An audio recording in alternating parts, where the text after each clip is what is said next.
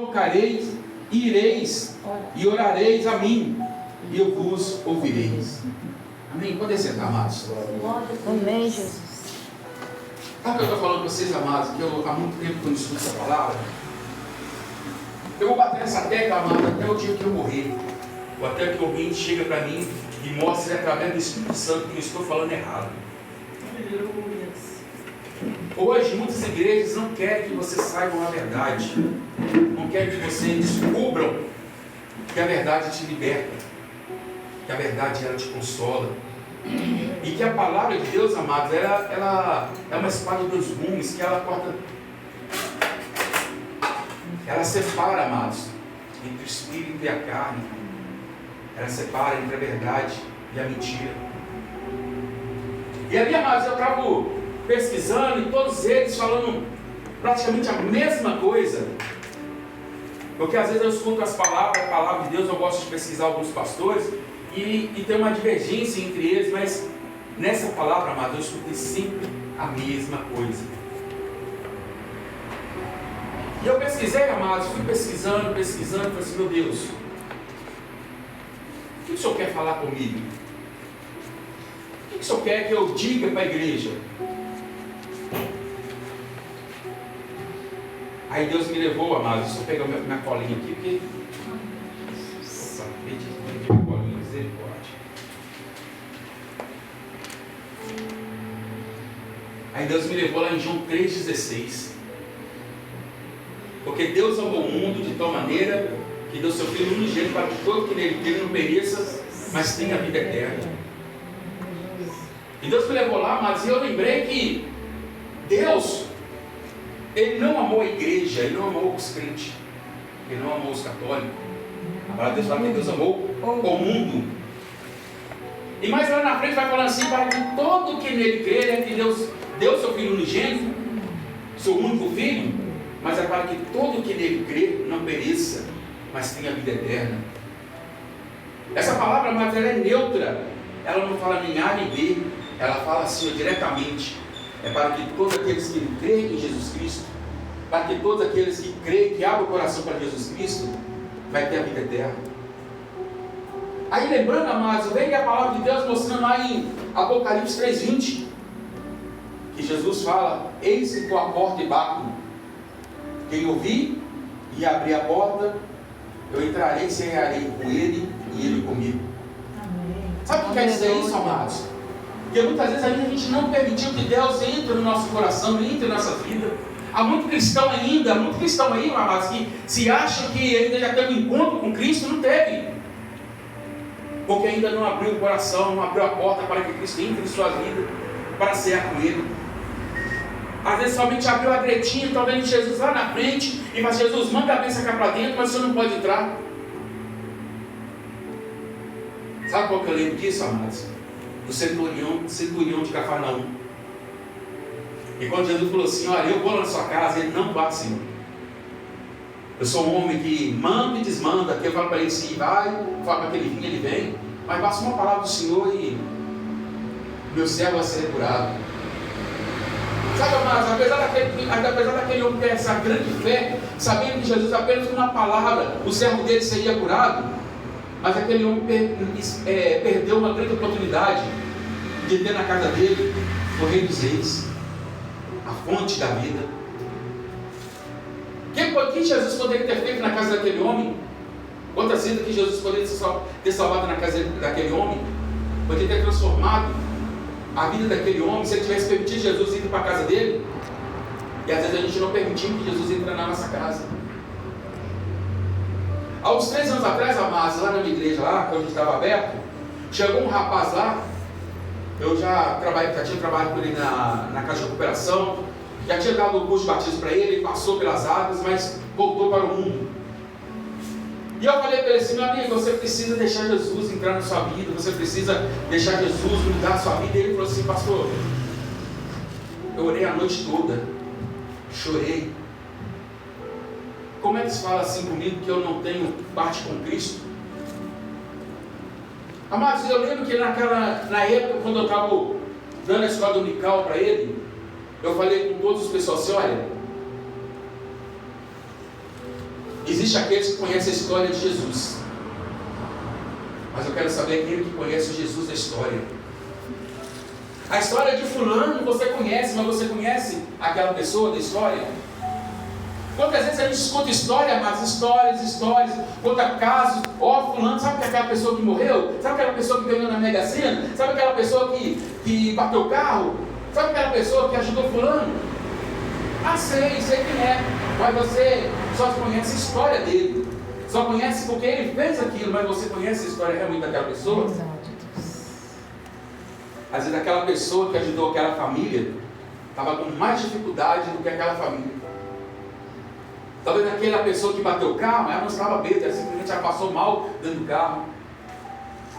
É fácil, amados, a gente conhecer histórias, mas é difícil a gente conhecer o autor da história, aquela pessoa que protagonizou aquela história.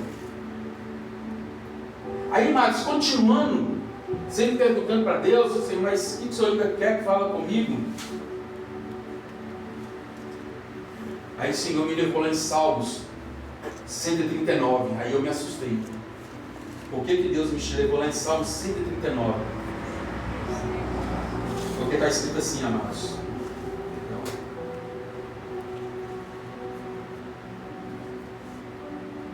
Senhor, tu me sondas e me conheces. Tu conheces o meu sentar e o meu levantar.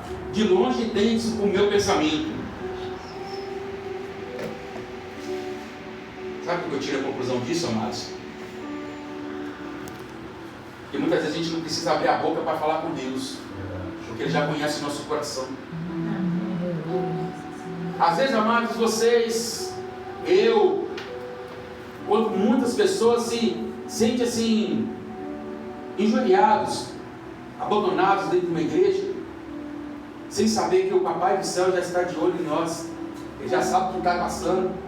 E só esperando que a gente faça assim: oh, eis-me aqui. Eis-me aqui. Senhor, me ajuda. Sabe o que, amados? Que eu vou contar de mim, porque as coisas aconteceram comigo. Uma vez eu me desviei. Eu já não sabia mais o que fazer. Eu passava em frente a uma igreja, depois eu tinha uns 3 meses, mais ou menos, eu passava em frente à igreja, eu não via ela. Quando o Senhor me resgatou, eu fui ver essa igreja. Tinha uma igreja a menos de 150 metros da casa onde eu morava. Eu passava em frente de outra igreja, a mais ou menos 300 metros lá de casa lá, eu não via. Tão sério que eu estava. Eu lendo um livro, amados. Eu só não me recordo o nome dele, mas é um livro fininho. E ali ele contava várias histórias. Eu estava sentado na porta da casa da minha avó, um muro, não tinha como passar dentro, porque tinha uma casa de 3 andares de um lado, uma outra casa de 2 andares do outro, então não tinha como passar dentro. E ali eu lendo aquela história, um vento passou por mim e me jogou no chão. Eu até assustei, pessoal, não tem como entrar dentro aqui. Aí eu veio dentro do Espírito Santo. Aí, amados, no finalzinho do livro, estava escrito assim, que quando você se sentir no fundo do poço, lá você vai encontrar um botão, escrito assim, SOS, socorro. Aperta ele, e Jesus virá ao teu encontro. Amados, eu resolvi apertar esse botão. Foi como se eu era cego e voltei a enxergar de novo. As cores, amados, que eu via que eram opacas, elas voltou a ser brilhantes. Comecei a ver as igrejas, comecei a ver não as coisas ruins do mundo, mas comecei a ver as coisas boas. Comecei a ver como que Deus tinha cuidado de mim. Todo aquele tempo eu não percebia que o Espírito Santo de Deus estava do meu lado a cada momento. Eu nunca tinha dado um passo, amados, sem o Espírito Santo estar do meu lado. E eu vendo aquilo ali, amados, que Deus, Ele sempre vai cuidar de nós, sempre vai olhar por nós. Não importa a dificuldade, não importa aonde quer que você esteja, Deus, Ele vai contigo. Mas basta você saber, basta você querer, mas basta você procurar. Se você buscar o Senhor de todo o seu coração, você vai achar Ele. Já viu aquela palavra? Onde tiver 2 ou 3 reunidos meu nome, crendo ali estareis? E se você estiver sozinho? Amém. Se não tiver ninguém para orar contigo, como é que vai ser? Vai ficar calado? Não, amados. Abra a boca, glorifique o Senhor. Abra a boca e dê glória ao Senhor. Glória a Deus. Senhor, eis-me aqui, Pai amado, me busca, me tira. Amado, sofrer nesse mundo é bobeira. Eu desde meus 16 anos de idade, hoje eu estou com 46. Eu pedi ao Senhor, quando eu tinha 16 anos, pedi a Ele uma coisa: Senhor, não deixe faltar nada na minha mesa. A única coisa que eu pedi ao Senhor, eu falei: Deus, eu não quero ser rico, mas se o Senhor não deixar nada faltar na minha mesa, não deixa nada faltar. Amado, até hoje, glória a Deus, nunca faltou nada. Glória a Deus, aleluia. Glória a Deus. Não vou falar que eu sou melhor que vocês, não, amados, porque cada um de nós somos diferentes. Buscamos a Deus diferente. E há 3 anos atrás, amados, eu me vi com falta de carne na minha casa. Eu não tinha um centavo no bolso. Aí eu olhei a Deus: Senhor, o que eu vou fazer? Não tem carne, não tem. O que eu vou fazer, não? Aí resolvi descansar no Senhor, que eu amo, amados, o Salmos 40. Esperei com paciência no Senhor. Aí resolvi descansar no Senhor. Com um pouco meu telefone toca, minha esposa me ligando: tem como você me encontrar no ponto de ônibus? É horário de trabalho, amados. Eu sou, meu Deus, foi mandado embora. O que eu vou fazer agora? Esconda tá alto. Aí eu engoli o choro. Salmo 40, de 5. A mulher estava com uma bênção na minha, uma carne para casa. Eu olhei aquilo aqui e ela falou assim: o quê?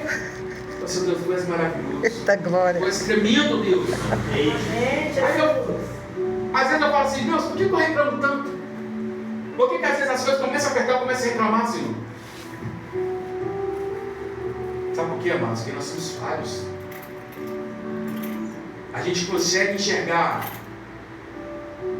a dificuldade na frente, mas a gente não consegue enxergar o Cristo que nós temos. Aleluia, Jesus. A Cristo, aquele que levou sobre si todas as nossas dores, nossas dificuldades. Já viu, amados? Quando a gente se sente balançado, a gente fica com medo. Numa bela sexta-feira, fui levar minha esposa ali para comprar um presente para minha sobrinha.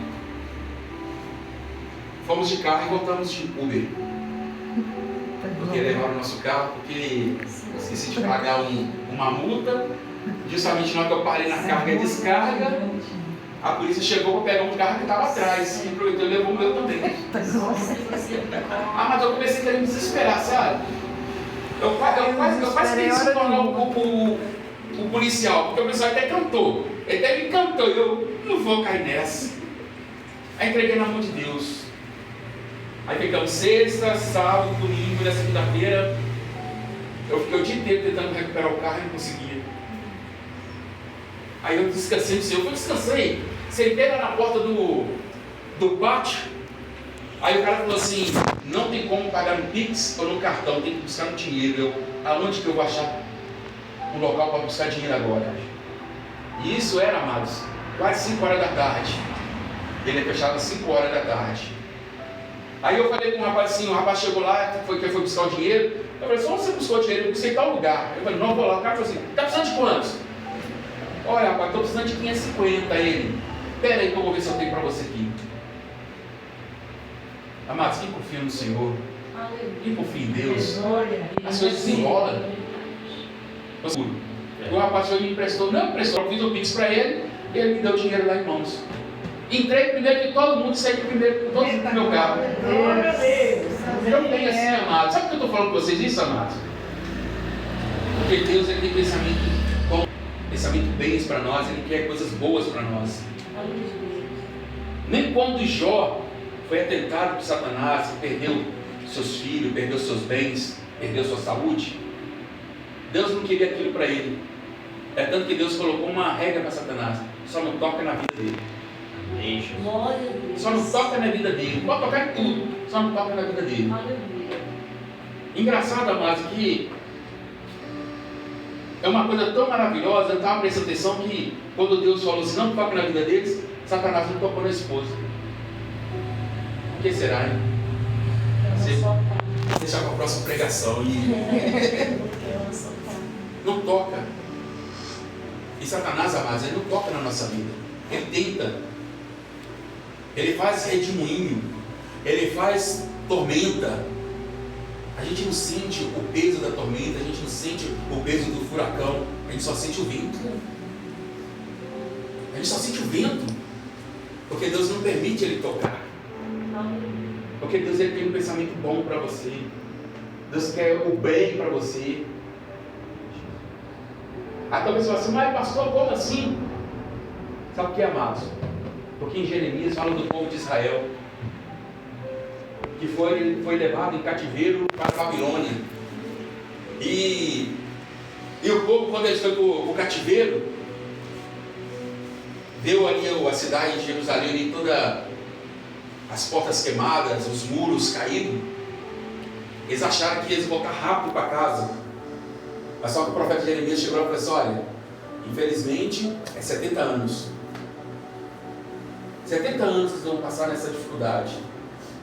E sabe qual foi a palavra de Deus? Falou com eles? Para eles crescer e multiplicar naquele local. Para eles procurarem um local de paz. E ali praticar a paz. E que ele nunca ia esquecer daquele povo naquele local. E Deus ia ser com eles. Mesmo, amado, no cativeiro, Deus mandou. E o povo ficou 70 anos no cativeiro. E Deus sempre multiplicou eles. Deus mandou planta e eles plantaram. Colhe e eles colheram. Sabe o que é mais engraçado nessa história, amados? Que em momento algum faltou nada para aquele povo. Faltou nada. Não faltou esposa, não faltou marido, não faltou terra para plantar. Não faltou tempo para adorar a Deus. Porque Deus sempre cuidou deles. Deus sempre esteve com eles. Só que aí, amados, a palavra de Deus me leva mais no nosso penúltimo versículo. Essa eu gostaria que os irmãos pudessem abrir para ler junto comigo.